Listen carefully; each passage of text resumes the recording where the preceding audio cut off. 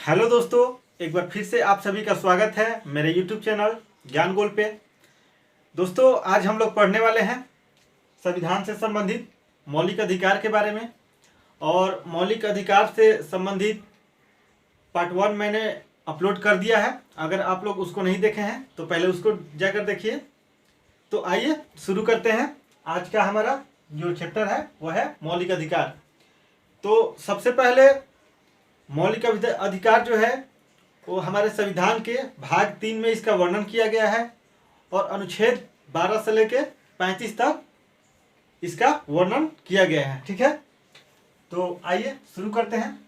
और पार्ट 1 में मैंने 18 तक के अनुच्छेद को बता दिया था और यहाँ से अनुच्छेद 19 से 22 तक हम लोग देखेंगे कि 19 से 22 तक स्वतंत्रता का अधिकार, उसके बाद शोषण के विरुद्ध अधिकार 23 से 24, धार्मिक स्वतंत्रता का अधिकार 25 से 28 और शिक्षा और संस्कृति का अधिकार 29-30 और लास्ट है संवैधानिक उपचारों का अधिकार। मैंने पिछले वीडियो में भी बताया था कि 6 तरह का अधिकार हमारे संविधान में दिया गया है। ठीक है, तो आइए शुरू करते हैं। सबसे पहला है स्वतंत्रता का अधिकार। ठीक है, अनुच्छेद 19 से लेके 22 तक इसका वर्णन किया गया है और इस स्वतंत्रता का अधिकार जो है इसमें 6 तरह का स्वतंत्रता के बारे में बात की गई है। अनुच्छेद 19 के तहत कितने तरह की स्वतंत्रता? तो 6 तरह की। ठीक है, तो आइए देखते हैं। सबसे पहले अनुच्छेद 19 में क्या है? तो अभिव्यक्ति की स्वतंत्रता। अब इसको समझिए कि अभिव्यक्ति की स्वतंत्रता क्या है। कोई भी व्यक्ति अगर वो स्वतंत्र है तो वो अपना खुद का विकास कर सकता है और जब तक उसका खुद का विकास नहीं होगा तब तक वो देश का विकास नहीं कर सकता है। तो अनुच्छेद 19 के तहत इतनी स्वतंत्रता व्यक्ति को दी गई है ताकि वो खुद का विकास कर सके और अपने खुद का विकास से वो देश का विकास कर सके। ठीक है, तो उसी को देखेंगे कि अनुच्छेद 19 में कितनी तरह की स्वतंत्रता दी गई है। तो पहला है 19 के ए में बोलने की स्वतंत्रता। व्यक्ति को बोलने की स्वतंत्रता दी गई है और अपनी बात को कहीं भी रखने की स्वतंत्रता दी गई है। किस अनुच्छेद के तहत? अनुच्छेद 19 के ए के तहत। और इसी में प्रेस की स्वतंत्रता का भी वर्णन किया गया है। क्वेश्चन पूछेगा कि प्रेस की स्वतंत्रता किस अनुच्छेद में है? तो अनुच्छेद 19 के तहत ही प्रेस की स्वतंत्रता दी गई है। अब आप लोगों को मालूम होगा कि प्रेस वाले, मीडिया वाले कहीं भी जाते हैं, कोई भी सवाल पूछते हैं तो ये उनकी स्वतंत्रता है। ठीक है, आगे बढ़ते हैं। 19 के बी में दोस्तों बताया गया है कि आप बिना हथियार के कहीं भी एकत्रित हो सकते हैं। एक जगह कहीं भी जाके आप बिना हथियार के एकत्रित हो सकते हैं, ये आपकी स्वतंत्रता है। और सभा कर सकते हैं। ठीक है, कहीं भी एक जगह एकत्रित होकर बैठकर शांतिपूर्ण तरीके से आप सभा या कोई भी आंदोलन कर सकते हैं। ठीक है, किस अनुच्छेद के तहत? तो अनुच्छेद 19 के बी के तहत। सी में क्या बताया गया है? तो अनुच्छेद 19 के सी में बताया गया है कि संघ बनाने की स्वतंत्रता है। आप कोई भी संघ, कोई भी ग्रुप बना सकते हैं। किस अनुच्छेद के तहत? अनुच्छेद 19 के सी के तहत। ठीक है, अनुच्छेद 19 का डी, इसमें बताया गया है आवागमन की स्वतंत्रता। देश के किसी भी हिस्से में आप जाकर रह सकते हैं, बस सकते हैं, घूम सकते हैं। ये किस अनुच्छेद के तहत स्वतंत्रता मिलता है हमको? तो अनुच्छेद 19 के डी के तहत। अब आप लोग जानते होंगे कि कोई भी व्यक्ति है, किसी भी स्टेट का हो, किसी दूसरे स्टेट में जाकर काम करता है, रहता है, उसको कोई ना बोलने वाला है ना कोई वहां से भगाने वाला है। ठीक है, किस अनुच्छेद के तहत? तो ये 19 के डी के तहत उसको ये स्वतंत्रता है कि आप कहीं भी पूरे देश में आ जा सकते हैं, आपको किसी तरह का प्रतिबंध नहीं है। 19 के ई में आते हैं दोस्तों, तो निवास करने की स्वतंत्रता। अब आप कहीं भी जाइएगा, कोई भी आपका बिजनेस हो या फिर कोई भी रोजगार हो, कहीं भी आप जीविका चलाने के लिए कहीं दूसरे स्टेट में जाते हैं, अपने जीवन को चलाने के लिए, कोई भी आप सरकारी जॉब या कोई भी कुछ भी कर रहे हैं, तो आप वहाँ पे जाइएगा तो वहाँ पे आपको रहना पड़ेगा। तो निवास करने की स्वतंत्रता किस अनुच्छेद के तहत है? तो अनुच्छेद 19 के ई के तहत। ठीक है, ई के बाद एफ को मैंने दोस्तों यहाँ पे नहीं लिखा है, क्योंकि अनुच्छेद एफ के तहत ही जो संपत्ति का अधिकार दिया गया था उसको इस स्वतंत्रता का अधिकार से हटाकर कानूनी अधिकार के तहत अनुच्छेद 300 के क में रखा गया। मैंने पिछले वीडियो में भी इसके बारे में बताया था कि अनुच्छेद 19 का जो एफ है उसको स्वतंत्रता का अधिकार से निकाल के कानूनी अधिकार के तहत 44वां संविधान संशोधन 1978 में अनुच्छेद 300 के क में जोड़ा गया है। ठीक है, अनुच्छेद जी में आते हैं तो व्यापार और जीविका चलाने की स्वतंत्रता। मैंने बताया कि अगर आप किसी दूसरे स्टेट में जाते हैं तो वहाँ पे अगर आप जाके रहते हैं तो वहाँ पे अगर आप रहते हैं तो आपको कोई भी व्यापार या जीविका चलाने की स्वतंत्रता किस अनुच्छेद में है, तो अनुच्छेद 19 के जी के तहत। ठीक है, तो ये जो अनुच्छेद 19 में जितनी तरह की स्वतंत्रता दी गई है आप सबों ने देख लिया। आइए इसको एक बार फिर से रिवीजन करते हैं। अनुच्छेद 19 में बोलता है कि अभिव्यक्ति की स्वतंत्रता। ठीक है, और अभिव्यक्ति की स्वतंत्रता के तहत कितनी तरह की स्वतंत्रता दी गई है अनुच्छेद 19 में? 6 तरह की। कौन कौन?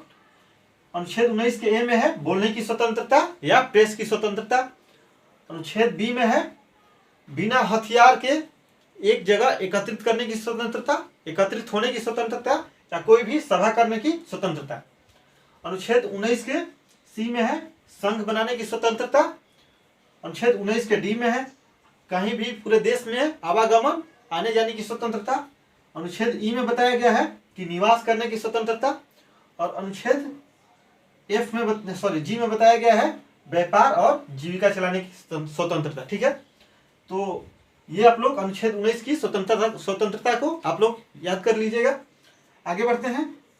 अनुच्छेद 20 में बताया गया है दोस्तों कि अपराध के संबंध में दोष सिद्धि, यानी कि अगर आप कोई अपराध करते हैं तो हमारा जो संविधान है, हमारा कानून है, अपराध करने वाले को भी स्वतंत्रता देता है।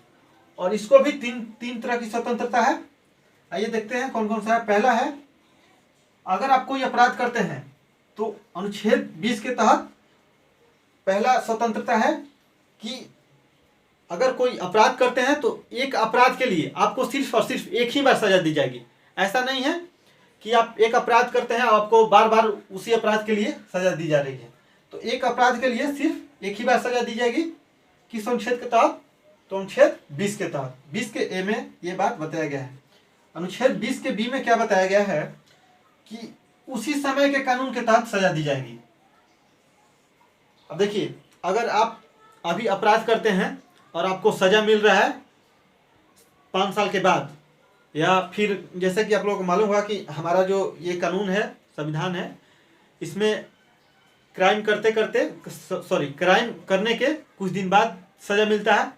तो मान लीजिए कि आप अभी कोई क्राइम किए हैं, कोई अपराध किए हैं, आपको सजा हुआ 1 साल या 2 साल के बाद कोर्ट ने आपको सजा दिया, और उस समय अगर इस जो क्राइम के लिए अगर सजा बदल गया है तो ऐसा नहीं है कि जो सजा बदल गया है उसी के तहत आपको सजा मिलेगा। जब आप क्राइम किए थे उस समय जो कानून था उसी के समय आपको सजा दिया जाएगा। ठीक है, तो वही यहाँ पे बोल रहा है कि अनुच्छेद 19 के बी में क्या बताया गया, तो उसी समय के कानून के तहत आपको सजा मिलेगी जिस समय आप कोई अपराध किए हैं। अनुच्छेद सी में बताया गया है कि स्वयं के विरुद्ध गवाही देने के लिए कानून या प्रशासन आपको बाध्य नहीं करेगा कि आप स्वीकार कीजिए कि हम ये अपराध किए हैं। ठीक है, तो अनुच्छेद 20 के सी में क्या बताया गया है कि स्वयं के विरुद्ध गवाही देने के लिए आपको बाध्य नहीं किया जाएगा। अब आते हैं अनुच्छेद 21। अनुच्छेद 21 में है प्राण एवं दैहिक स्वतंत्रता। अब इसका मतलब क्या हुआ कि संविधान आपको जीने का अधिकार देता है। इसको कहीं कहीं बोला जाता है दोस्तों कि जीवन का अधिकार। संविधान आपको जीने का अधिकार देता है। संविधान आपको मरने का अधिकार नहीं देता है, लेकिन संविधान आपको ये कहता है कि आपको जीने का अधिकार है। किस अनुच्छेद के तहत? तो अनुच्छेद 19 के तहत। और अनुच्छेद 19 के तहत ही जो संविधान है वो बताता है कि कैसे मनुष्य को स्वच्छ वायु, स्वच्छ जल पीने का भी अधिकार है। ठीक है, किस अनुच्छेद के तहत? स्वच्छ वायु में जीने का अधिकार अनुच्छेद 21 के तहत। अब आते हैं अनुच्छेद 21 के क। ये दोस्तों पहले हमारे संविधान में नहीं था, इसको 86वां संविधान संशोधन 2002 में जोड़ा गया है। तो इसमें क्या बताया गया है, तो 6 से 14 वर्ष के बच्चों को अनिवार्य एवं निःशुल्क शिक्षा, 6 से 14 वर्ष के बच्चों को अनिवार्य रूप से और निःशुल्क शिक्षा दी जाएगी। किस अनुच्छेद के तहत, तो अनुच्छेद 21 के क के तहत। और इसको कब जोड़ा गया, तो 86वां संविधान संशोधन 2002 में। तो आशा करते हैं कि ये सभी जितने भी अनुच्छेद हैं आप सबको समझ में आ गया होगा, आप लोग याद कर लिए होंगे। चलिए आगे बढ़ते हैं अनुच्छेद 22 में। अब देखिए यहाँ पे अनुच्छेद 20 में था कि अपराध के संबंध में दोष सिद्धि का स्वतंत्रता या संरक्षण, और यहाँ पे है गिरफ्तारी के संबंध में। अगर आप कोई अपराध करके गिरफ्तार होते हैं तो उसके लिए भी संविधान आपको स्वतंत्रता का अधिकार देता है। ठीक है, तो कौन कौन सा अधिकार है देखते हैं। अनुच्छेद 22 के ए में है कि जब भी कोई आपको गिरफ्तार करता है, पुलिस आपको जब भी गिरफ्तार करती है तो आप गिरफ्तारी का कारण पूछ सकते हैं कि किस जुर्म में मुझे गिरफ्तार किया जा सकता है। यह आपकी स्वतंत्रता है। किस अनुच्छेद के तहत, तो अनुच्छेद 22 के ए के तहत। ठीक है, अनुच्छेद 22 के बी में बताया गया है कि 24 घंटे के अंदर आपको न्यायालय के समक्ष पुलिस द्वारा पेश किया जाएगा। कोई भी दोस्तों गिरफ्तार होता है तो आप लोगों को मालूम होगा कि 24 घंटे के अंदर उसको जो डिस्ट्रिक्ट कोर्ट है या जो हाई कोर्ट है उसके तहत, हाई कोर्ट या डिस्ट्रिक्ट कोर्ट में पेश किया जाता है। किस अनुच्छेद के तहत, तो अनुच्छेद 22 के बी के तहत। ठीक है, चलिए आगे बढ़ते हैं। अनुच्छेद 22 का सी, इसमें आपको अधिकार यह दिया गया है कि आप अपने मनपसंद वकील से सलाह ले सकते हैं या कोई भी मनपसंद वकील कर सकते हैं। ठीक है, तो अनुच्छेद 22 में क्या क्या है फिर से एक बार देखते हैं। गिरफ्तारी का कारण पूछने की स्वतंत्रता 22 के में है। बी में है 24 घंटे के अंदर आपको न्यायालय के समक्ष पेश किया जाएगा। अनुच्छेद सी में बताया गया है कि मनपसंद वकील से सलाह लेने की आपको स्वतंत्रता दी जाती है। किस अनुच्छेद के तहत, तो अनुच्छेद 22 के सी के तहत। ठीक है, आगे बढ़ते हैं। शोषण के विरुद्ध अधिकार, अनुच्छेद 23 से 24 के बीच इसका वर्णन किया गया है। शोषण के विरुद्ध अधिकार, तो अनुच्छेद 23 में क्या है, तो अनुच्छेद 23 में बताया गया है कि मानव के दुर्व्यापार और बलात् श्रम का प्रतिषेध। कोई भी हमारे देश में मानव का व्यापार नहीं कर सकता है, उसका शोषण नहीं कर सकता है। जैसे कि आप लोगों को मालूम होगा कि पहले बंधुआ में मजदूरी कराया जाता था, बंधुआ मजदूर होते थे, तो उस तरह की शोषण अब नहीं की जाएगी। ठीक है, मानव का दुर्व्यापार और बलात् श्रम पर प्रतिषेध किस अनुच्छेद के तहत है, तो अनुच्छेद 23 के तहत। अनुच्छेद 24 में बताया गया है दोस्तों कि 14 वर्ष से कम उम्र के बच्चों को कारखाने में काम नहीं दिया जाएगा या काम नहीं कराया जाएगा। ठीक है, इसमें बच्चों का शोषण के बारे में बताया गया है कि 14 वर्ष से कम उम्र के बच्चों को कारखानों में काम नहीं कराया जाएगा। ये कानूनी अपराध है। किस अनुच्छेद के तहत, तो अनुच्छेद 24 के तहत। ठीक है, आगे बढ़ते हैं। धार्मिक स्वतंत्रता का अधिकार, ये 25 से 28 के बीच, 25 से 28 अनुच्छेद में इसका वर्णन किया गया है। तो कौन कौन सा धार्मिक स्वतंत्रता का अधिकार हमारे देश में मिला है धर्म के लोगों को, तो आइए देखते हैं। सबसे पहला है अनुच्छेद 25 में आप धर्म को मानने, आचरण करने, प्रचार करने की स्वतंत्रता। आप किसी भी धर्म से हो, किसी भी धर्म को मान सकते हैं, उसका आचरण, प्रचार, प्रसार कर सकते हैं। किस अनुच्छेद के तहत, तो ये अनुच्छेद 25 के तहत। अनुच्छेद 25 हमको ये स्वतंत्रता देता है कि हम किसी भी धर्म को मान सकते हैं, उसका प्रचार प्रसार कर सकते हैं। ठीक है, अनुच्छेद 26 में बताया गया है कि धार्मिक कार्यों के प्रबंधन की स्वतंत्रता।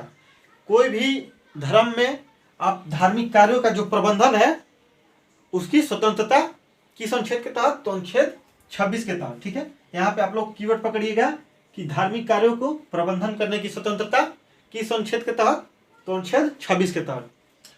अनुच्छेद 27 में ये बताया गया है कि कोई भी धर्म को संपोषित करने की स्वतंत्रता। अब कोई भी धर्म में अगर आप पैसा वगैरह देते हैं तो सरकार उस पर टैक्स वगैरह नहीं लगी। इस इस संबंध में किस अनुच्छेद में बताया गया है? तो अनुच्छेद 27 में। ठीक है, अनुच्छेद 28 में बताया गया दोस्तों कि कोई भी संस्थान में धार्मिक शिक्षा नहीं दी जाएगी। कोई विशेष धर्म की शिक्षा, कोई एक धर्म की शिक्षा कोई भी संस्थान में नहीं दी जाएगी, चाहे वो सरकारी ही संस्थान क्यों ना हो, उसमें कोई विशेष धर्म की शिक्षा नहीं दी जाएगी। तो किस अनुच्छेद के तहत? यह अनुच्छेद 28 में बताया गया है। उसके बाद है शिक्षा और संस्कृति का अधिकार। ये अनुच्छेद 29 से 30 के बीच में इसका वर्णन किया गया है और ये सिर्फ अल्पसंख्यक वर्ग के लोगों को लिए ही ये स्वतंत्रता दी गई है। शिक्षा और संस्कृति का अधिकार किस अनुच्छेद में? तो 29 और 30 में। आइए देखते हैं अनुच्छेद 29 में क्या है। तो अल्पसंख्यकों के हितों का संरक्षण। अनुच्छेद 29 में यह बताया गया है कि अल्पसंख्यक वर्गों के हितों का संरक्षण। ठीक है, किस अनुच्छेद में? तो अनुच्छेद 29 में। अनुच्छेद 30 में बताया गया है कि अल्पसंख्यकों के शिक्षा संबंधित अधिकार किस अनुच्छेद में है? तो अनुच्छेद 30 में। ठीक है, और अभी 6 तरह के समुदाय को अल्पसंख्यक समुदाय का दर्जा दिया गया है हमारे संविधान में, ये भी आप लोग याद रखिएगा। उसके बाद बढ़ते हैं अनुच्छेद 32 में। अनुच्छेद 31 में दोस्तों वही है कि अनुच्छेद 31 में यही बताया गया था कि जो संपत्ति का अधिकार है वो अब स्वतंत्रता का अधिकार ना होके कानूनी अधिकार के तहत अनुच्छेद 300 के कम में रखा गया है। तो ये किस अनुच्छेद में वर्णन था? तो अनुच्छेद 31 में। ठीक है, अब ये हमारा मौलिक अधिकार नहीं रह गया अनुच्छेद 31, तो उसको मैंने नहीं लिखा है। अनुच्छेद 32 में देखते हैं। तो संवैधानिक उपचारों का अधिकार, इसका मतलब क्या हुआ दोस्तों कि ऊपर जितने तरह के हमारे अधिकार हैं उसका ये संरक्षण करता है। कैसे? तो हम लोगों ने देखा कि स्वतंत्रता का अधिकार, समानता का अधिकार, स्वतंत्रता का अधिकार, शोषण के विरुद्ध अधिकार, उसके बाद है धार्मिक स्वतंत्रता का अधिकार। जितने भी अधिकार हैं उन सबको ये संरक्षण देता है अनुच्छेद 32। इसमें बताया गया है कि संवैधानिक उपचारों का अधिकार, और इस संवैधानिक उपचारों के अधिकार को डॉक्टर भीमराव अंबेडकर ने भारत की आत्मा की संज्ञा दी है। ठीक है, तो इसका मतलब क्या है कि अगर जितने भी अधिकार है ये आपको मिला है संविधान द्वारा, अगर इस अधिकार का हनन होता है, आपको लगता है कि ये अधिकार से हमको वंचित किया जा रहा है, तो इस संवैधानिक उपचारों का अधिकार के तहत आप सुप्रीम कोर्ट या हाई कोर्ट जा सकते हैं। अनुच्छेद 32 के तहत आप सुप्रीम कोर्ट और अनुच्छेद 226 के तहत आप हाई कोर्ट जा सकते हैं। और अनुच्छेद 32 के तहत सुप्रीम कोर्ट 5 प्रकार की रिट जारी करता है और अनुच्छेद 226 के तहत हाई कोर्ट 5 प्रकार की रिट जारी करेगा। ठीक है, अनुच्छेद 32 के तहत सुप्रीम कोर्ट और अनुच्छेद 226 के तहत हाई कोर्ट 5 प्रकार की रिट जारी करता है और इस रिट के माध्यम से आपके अधिकार को बनाए रखता है सुप्रीम कोर्ट। ठीक है, तो आपके अधिकारों का संरक्षण कौन देता है? तो सुप्रीम कोर्ट और हाई कोर्ट, यानी कि न्यायालय। ठीक है, तो कौन कौन सा 5 तरह का रिट है देख लेते हैं। तो पहला है बंदी प्रत्यक्षीकरण। ठीक है, दूसरा है अधिकार परीक्षा, तीसरा है परमादेश, चौथा है उत्प्रेषण और 5वां है प्रतिषेध लेख। ये आप लोग याद कर लीजिएगा। और इस 5 तरह का अधिकार का जो क्या मतलब होता है इसका, बंदी प्रत्यक्षीकरण, अधिकार परीक्षा, परमादेश, उत्प्रेषण और प्रतिषेध लेख, इसको मैं एक अलग से वीडियो बना के इसके बारे में मैं बताऊंगा कि क्या क्या इसका मतलब होता है इस 5 तरह की रिट का। तो चलिए, आज का ये वीडियो कैसा लगा आप लोग एक बार फिर से इसको रिवीजन कर लीजिएगा। और अभी तक चैनल को सब्सक्राइब नहीं किए हैं तो चैनल को सब्सक्राइब जरूर कर लीजिएगा, साथ ही साथ एक लाइक जरूर कर दीजिएगा। मिलते हैं नेक्स्ट वीडियो में। जय हिंद, जय भारत।